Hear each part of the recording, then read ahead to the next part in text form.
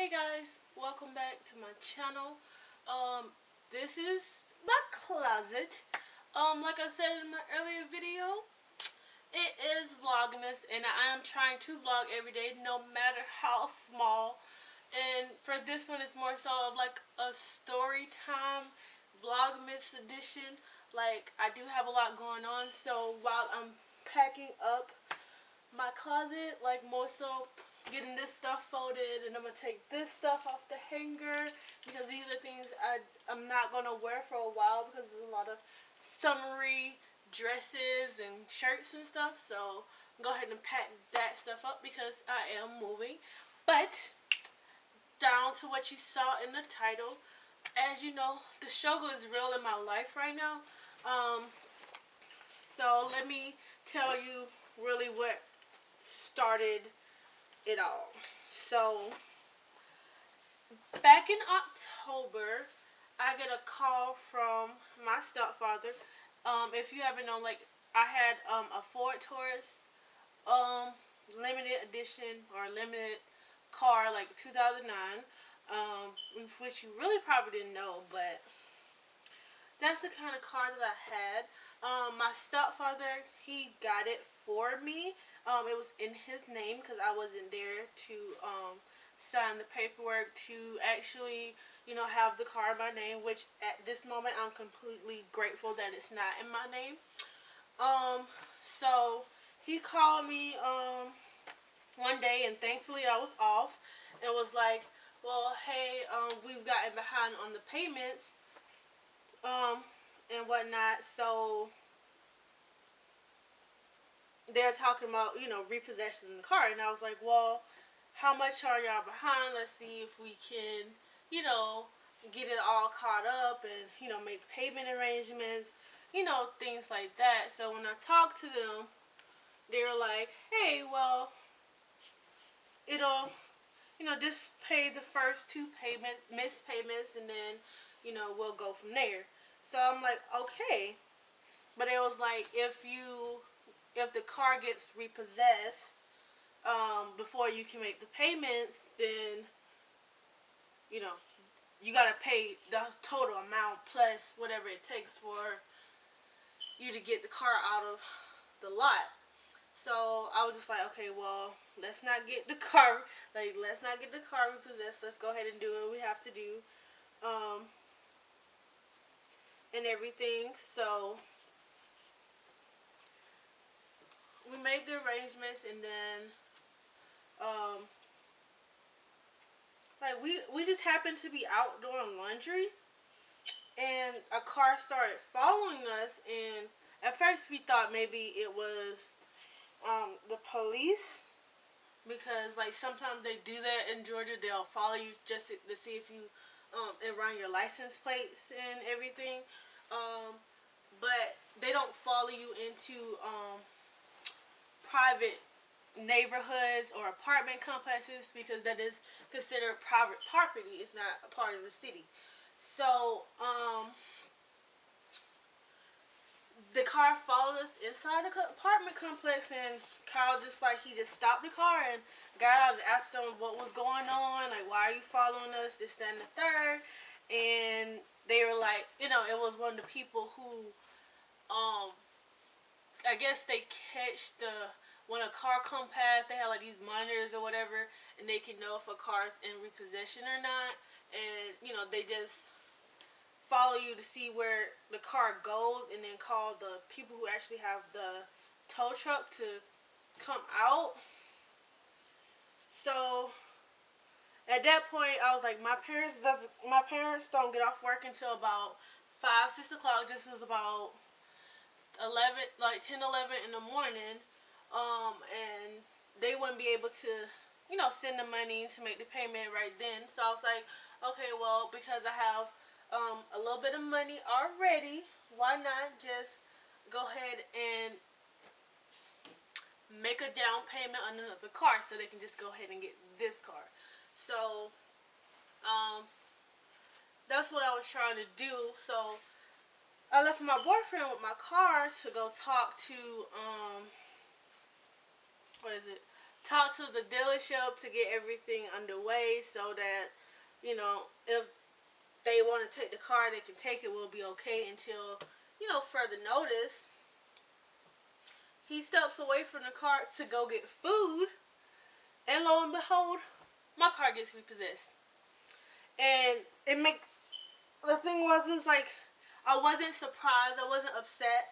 It was more so the fact that all of our clothes are in the car, and so when, you know, I had to call the bank about the car, and they gave us the company's information, and they were like, well, you can't come get it the same day we take your car. And I'm just like, no. And there was this, I was like, that doesn't make sense. It was like, if you call and we have your car and all this, that, and the third, like, you can't just come down and get your stuff. Like, you have to make an appointment, and then you also have to pay like $50 to get your stuff. And I'm just like, how does that even make sense that I have to pay you to get my stuff? So with that, so Kyle is bad, so I had to call my stepfather, tell him what's going on. He was not very what's the word, like, I was like, well, you have to come up to Atlanta so that you can come get the stuff. Because at first they wouldn't let me come pick it up. He had to be it because it was in his name. He had to come pick up the stuff. But we ended up finding better solutions. But it was like, during the whole situation, he wasn't trying to understand the drastic situation that we were in. So him and Kyle got into a big fight, and I'm sitting here trying not to like cry and be depressed and, you know, all this, that, and the third. And then plus we still had to go to work later on that day. So, but once I got everything figured out, I told, like, his sister, Kyle's sister,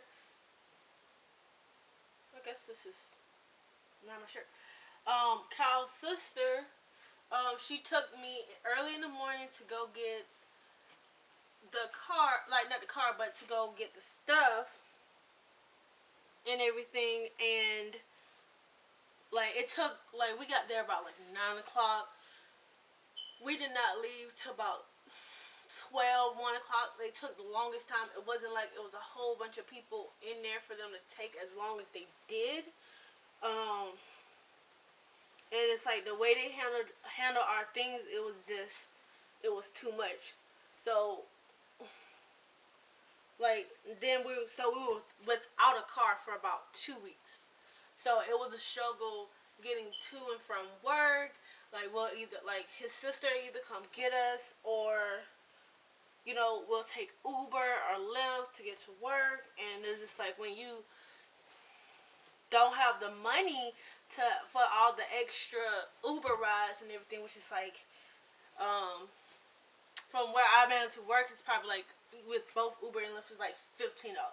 So I don't have $15 to give you to and from work. So, like, one of my coworkers was generous enough to drop me off if I was to work with her, and everything, which I'm highly grateful for. My mom and my aunt helped me to get this new car that I'm in now, which is a 2017 Nissan, and it's in my name, so I'm able to get all information about it, and I really like that.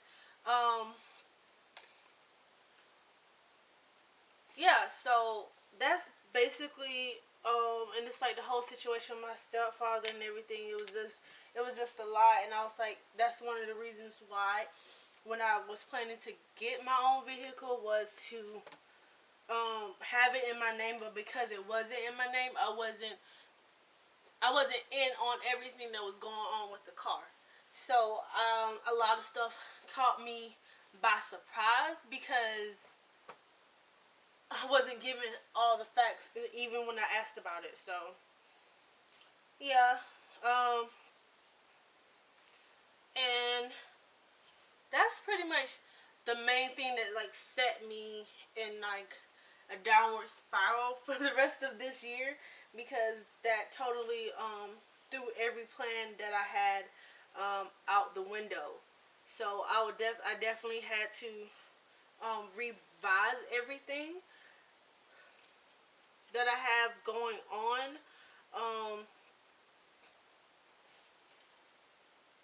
So, oh, what is going on here?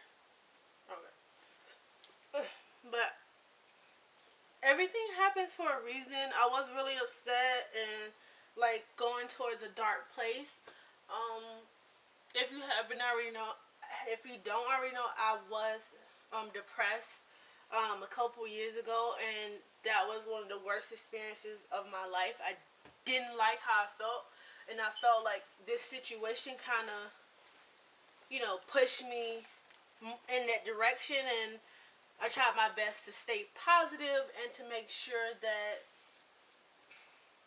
I make the best of the situation.